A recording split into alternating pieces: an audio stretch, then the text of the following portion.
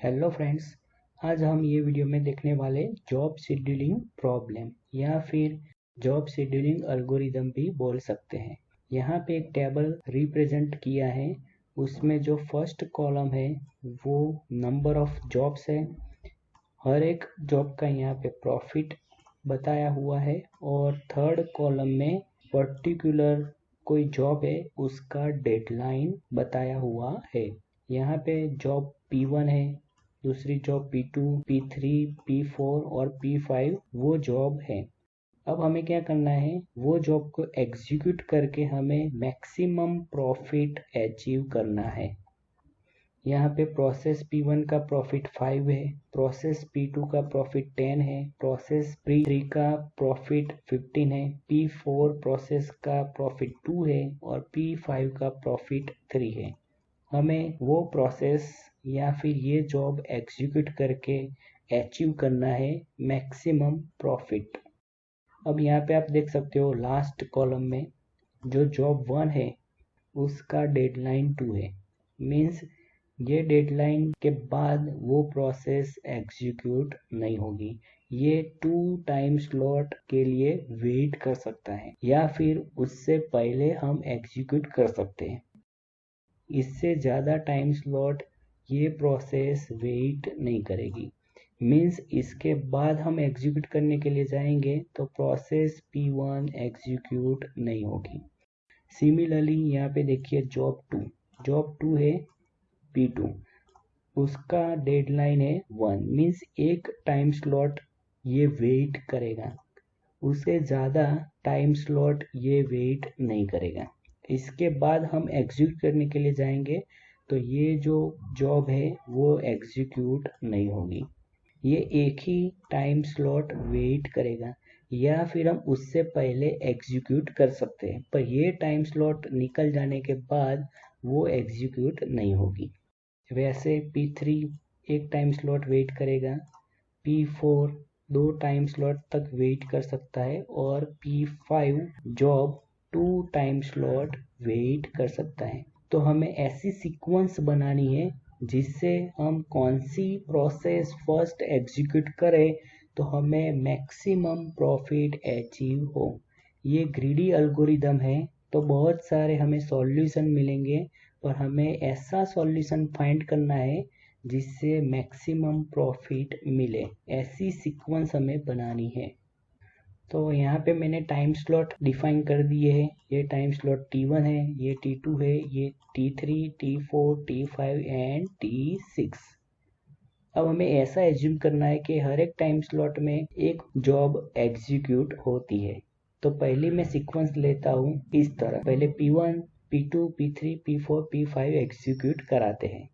तो process P1 हमने ली, उसका डेडलाइन क्या है, 2 टाइम स्लॉट तक वेट कर सकता है। तो अभी तो टाइम स्लॉट T1 चल रहा है, मीन्स टाइम स्लॉट फर्स्ट है, तो प्रोसेस P1 एग्जीक्यूट होगी।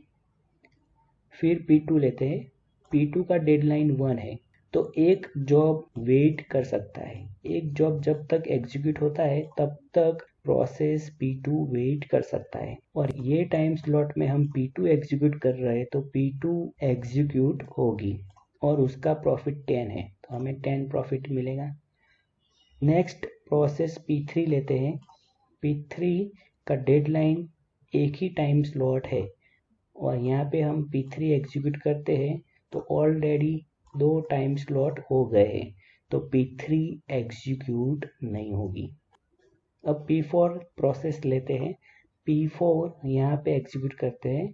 P4 का टाइम स्लॉट 2 है और ये यहाँ पे एग्जीक्यूट हो रही है 4th टाइम स्लॉट पे, तो P4 भी एग्जीक्यूट नहीं होगी। ये सिर्फ 2 टाइम स्लॉट तक वेट कर सकता है। P5 उसका डेडलाइन 2 है और यहाँ पे ऑलरेडी 5 टाइम स्लॉट आ गया है, तो P5 प्रोसेस भी एग्जीक्यूट नहीं होगा। तो सीक्वेंस 1 हमें कुछ इस तरह से बनाया, P1, P2, P3, P4, P5, तो हमें कितना प्रॉफिट मिला, 15। अब सीक्वेंस 2 बनाते हैं। अब सीक्वेंस 2 में मैंने पहले P5 लिया, P4, P3, P2 and P1 लेते हैं। तो ये सीक्वेंस में हमें सबसे पहले P5 एग्जीक्यूट करना है। तो P5 का डेडलाइन क्या है 2, तो अभी तो टाइम स्लॉट 1 चल रहा है, तो P5 एग्जीक्यूट होगा और 3 प्रॉफिट हमें मिलेगा। फिर प्रोसेस P4 लेते हैं, उसका डेडलाइन क्या है 2, तो ये अभी सेकंड टाइम स्लॉट में एग्जीक्यूट हो रहा है, तो P4 भी एग्जीक्यूट होगा, हमें प्रॉफिट मिलेगा 2। नेक्स्ट आया P3 जॉब एग्जीक्यूट करते हैं, तो उसका डेडलाइन क्या है 1, तो एक ही टाइम स्लॉट वो वेट कर सकता है, उसके बाद वो प्रोसेस एग्जीक्यूट नहीं होगी। तो यहाँ पे टाइम स्लॉट 3 आ गया है, तो ये तो सिर्फ एक ही टाइम स्लॉट वेट कर सकता है, यहाँ पे तो 2 टाइम स्लॉट हो गए हैं, तो P3 एग्जीक्यूट नहीं होगा, P3 एग्जीक्यूट नहीं होगा।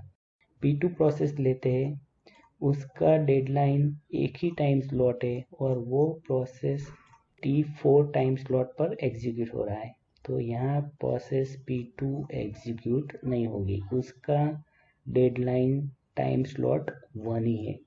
ऐसे P1 लेते हैं, प्रोसेस P1 का डेडलाइन 2 है और हम एग्जीक्यूट कराने जा रहे हैं टाइम स्लॉट 5, ये सिर्फ 2 टाइम स्लॉट तक ही वेट करेगा, उसके बाद वो प्रोसेस एग्जीक्यूट नहीं होगी, तो P1 भी एग्जीक्यूट नहीं होगी। तो इस तरह से सीक्वेंस हम बनाएंगे तो हमें मिलेगा 5 प्रॉफिट। अब नेक्स्ट सीक्वेंस बनाते हैं, जिसका प्रॉफिट सबसे ज़्यादा है वो प्रोसेस हम एग्जीक्यूट करेंगे फर्स्ट। तो यहाँ पे सबसे ज़्यादा प्रॉफिट प्रोसेस P3 का है, तो ये जॉब हम फर्स्ट एग्जीक्यूट करेंगे। तो इसका डेडलाइन क्या है, एक ही टाइम स्लॉट है, तो हम यहाँ पे प्रोसेस P3 एग्जीक्यूट करेंगे और उसका डेडलाइन यहाँ पे चेक करेंगे, तो एक डेडलाइन है और हम यहाँ पे एग्जीक्यूट कर रहे हैं, तो प्रोसेस P3 एग्जीक्यूट होगी और हमें 15 प्रॉफिट मिलेगा। नेक्स्ट हाईएस्ट प्रॉफिट देखते हैं कौन सी जॉब का है, तो यहाँ पे 10 है और वो है जॉब P2। अब हम यहाँ पे P2 एग्जीक्यूट करेंगे ये टाइम स्लॉट पे और P2 का डेडलाइन क्या है 1, तो एक टाइम स्लॉट तक P2 प्रोसेस वेट करेगा और उसके बाद वो एग्जीक्यूट हम कर सकते हैं। तो P2 यहाँ पे एक ही टाइम स्लॉट वेट कर रहा है, तो एक ही टाइम स्लॉट अभी हुआ है, तो P2 प्रोसेस भी एग्जीक्यूट होगा और हमें 10 प्रॉफिट मिलेगा। नेक्स्ट हाईएस्ट प्रॉफिट कौन सा है, ये P1 प्रोसेस का है, तो P1 प्रोसेस हम यहाँ पे एग्जीक्यूट करेंगे ये टाइम स्लॉट पे और P1 2 टाइम स्लॉट वेट कर सकता है, तो ये एक टाइम स्लॉट हुआ, ये दूसरा टाइम स्लॉट हुआ और फिर हम P1 एग्जीक्यूट करेंगे, तो P1 जॉब एग्जीक्यूट होगा और हमें प्रॉफिट देगा 5। अब नेक्स्ट हाईएस्ट कौन सा है, P5 जॉब का प्रॉफिट है, उसका 3 प्रॉफिट है, पर उसका टाइम स्लॉट 2 है और यहाँ पे तो हम 4 टाइम स्लॉट पे आ गए हैं, तो P5 एग्जीक्यूट नहीं होगा। सिमिलरली प्रोसेस P4 का डेडलाइन 2 ही है और हम एग्जीक्यूट कराने जा रहे हैं टाइम स्लॉट 5 पे, तो P4 भी एग्जीक्यूट नहीं होगा। तो हम जिसका मैक्सिमम प्रॉफिट है वो हम फर्स्ट एग्जीक्यूट करेंगे, तो हमें सबसे हाईएस्ट प्रॉफिट मिलेगा। तो आप देख सकते हो सीक्वेंस 3 में हमने क्या लिया था, जिस जॉब का हाईएस्ट प्रॉफिट है वो हम फर्स्ट एग्जीक्यूट करेंगे, तो हमें हाईएस्ट प्रॉफिट मिलेगा।